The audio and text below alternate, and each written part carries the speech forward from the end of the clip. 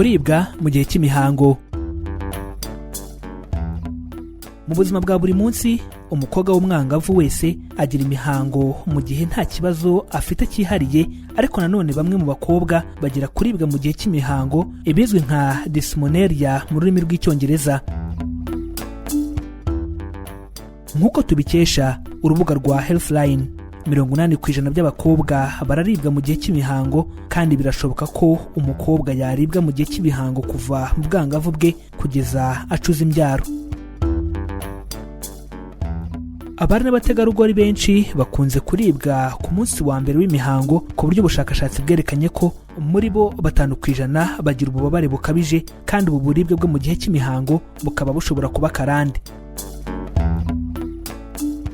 Nk'uko tubikesha urubuga rwa Women Health Concern, iyo umubyeyi wawe aribwa mu gihe cy'imihango uba ufite ibyago 40% yo kuba nawe uzaribwa, bityo ubu buribwe bukaba uruhererekane mu muryango.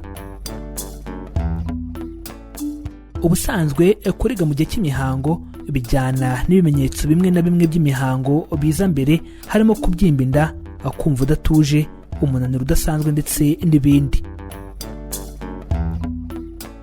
Ku rundi ruhande ariko kuribwa mu gice cy'imihango birimo ibice bibiri bitandukanye, kandi ibi bice by'uburibwe nabyo biterwa n'impamvu zinyuranye. Mu gihe cy'imihango habaho kuribwa bidatewe n'indwara, ibizwi nka primary dysmenorrhea, ndetse no kuribwa bitewe n'indwara, ibizwi nka secondary dysmenorrhea. Reka dusobanukirwe igice cya mbere cy'uburibwe mu gihe cy'imihango, kikaba kuribwa bidatewe n'indwara, primary dysmenorrhea. Ubusanzwe kuribwa bidatewe n'indwara mu gihe cy'imihango bikunze kugaragara mu bangavu, by'umwihariko abatarengeje imyaka 20 y'amavuko. Mu bubabare bugaragara mu gihe cy'imihango 90% byabwo buba butatewe n'indwara, bikaba ikibazo gikunze gutuma abari n'abategarugori bigunga, by'umwihariko ubu bubabare burangwa no kuza bugenda, ntago buza ngo bumare igihe.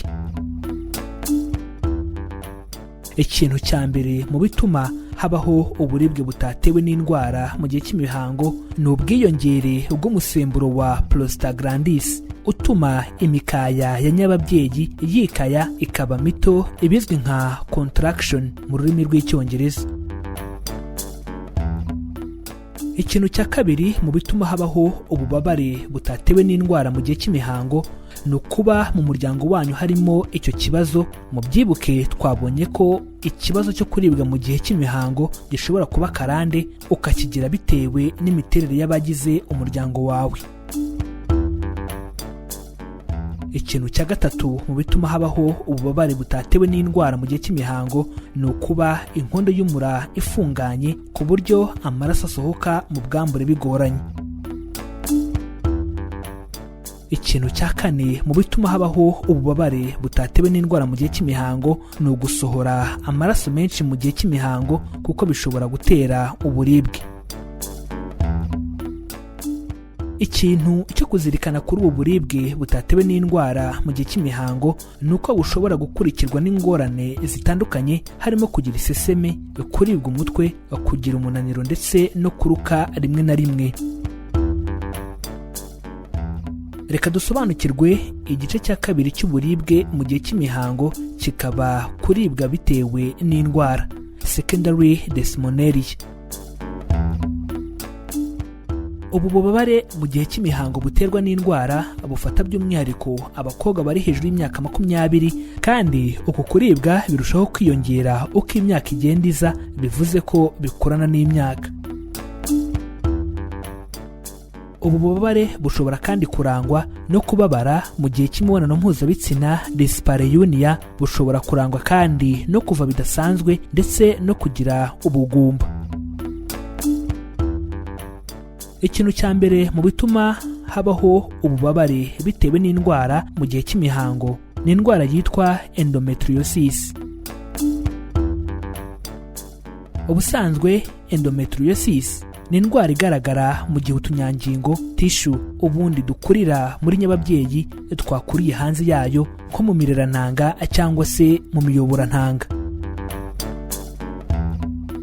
ikintu cya kabiri mu bituma habaho ububabare bitewe n'indwara mu gihe cy'imihango ni indwara yitwa ovarian cyst, ikaba indwara ifata imirerantanga yitwa ovaries mu ndimi z'amahanga.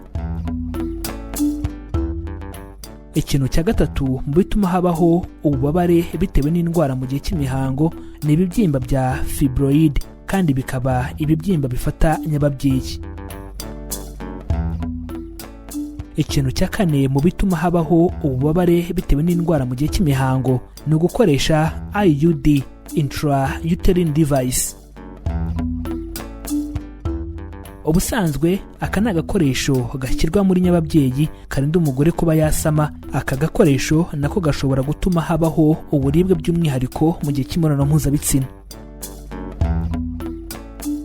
Ikintu cya gatanu mu bituma habaho ububabare bitewe n'indwara mu gihe cy'imihango ni ukuziba kw'imiyoboro ijyana amaraso kuri nyababyeyi izwi nka ischemia. Ikintu cya gatandatu mu bituma habaho ububabare bitewe n'indwara mu gihe cy'imihango ni ugutwitira hanze ya nyababyeyi. Ikintu cya karindwi mu bituma habaho ububabare bitewe n'indwara mu gihe cy'imihango ni infection mu myanya myibarukiro. Reka dusobanukirwe uko kuribwa mu gihe cy'imihango bivurwa igihe bitatewe n'indwara.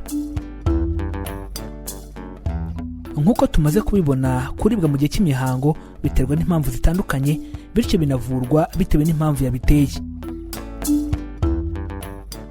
Mu kuvura ububabare butatewe n'indwara mu gihe cy'imihango habaho gukoresha imiti yitwa NSAID, non-steroidal inflammatory drugs.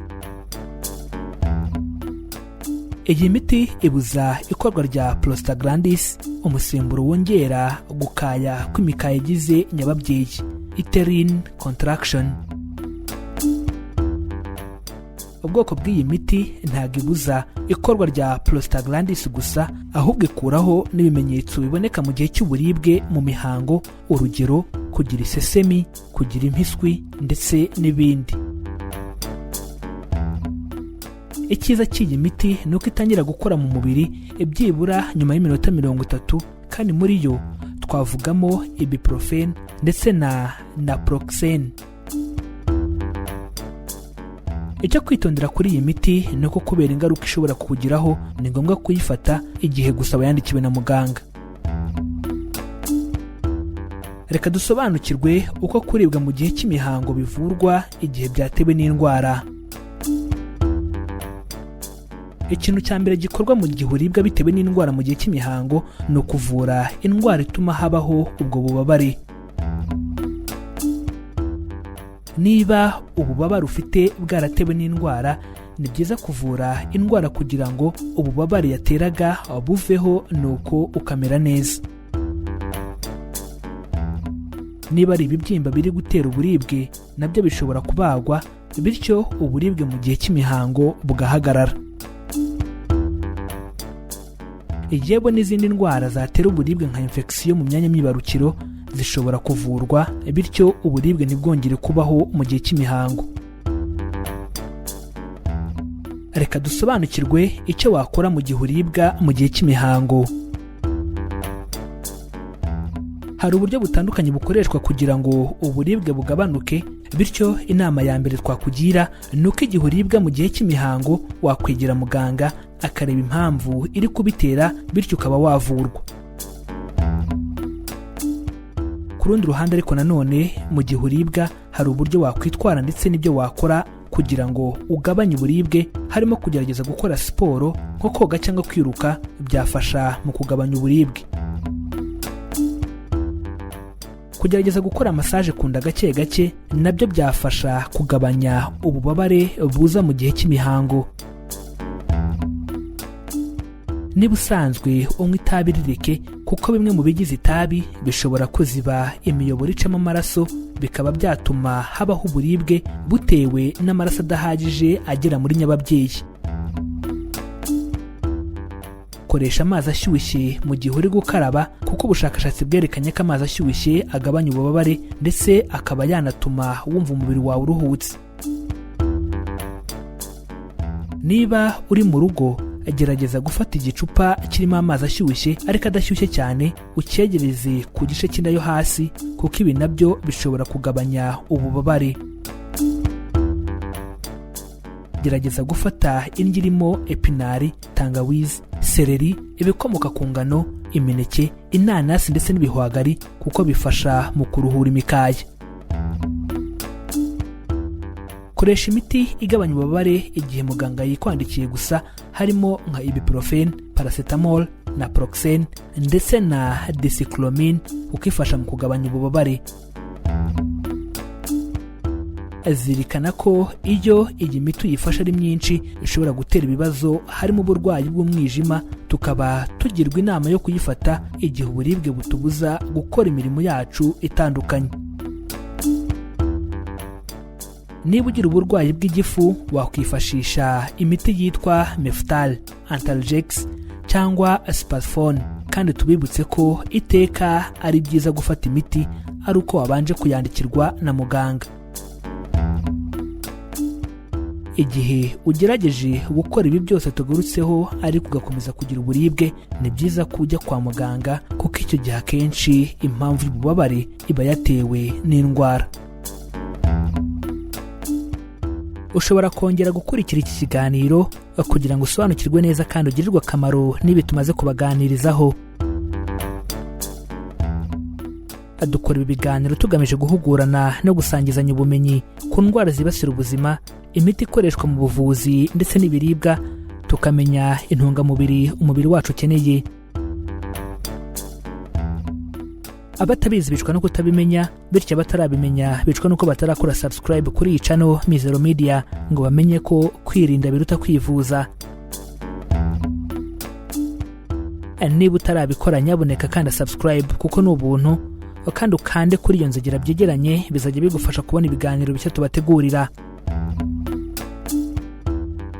Wadusanga no ku mbuga nkoranyambaga yaba Facebook, Instagram ndetse na Twitter, ujya ahashakirwa ugashakisha Mizero Media ubundi ukadukurikira. Ibitekerezo byanyu ni ingenzi cyane. Ubaye wifuza kugira icyo tubaza, udusobanuza cyangwa kutwunganira ku ngingo iyo ari yo yose, nyaboneka twandikire muri comments turagusubiza. Mu gihe wakunze ikiganiro twabagejejeho, kanda like ubundi ukore share ubisangize n'abandi kugira ngo nabo basobanukirwe uburyo bwo kubungabunga amagara yabo. Iki cyari ikiganiro kwirinda biruta kwivuza. Amahoro y'Imana bane namwe, tubifurije kuzirikana ko amagara ari ubukungu.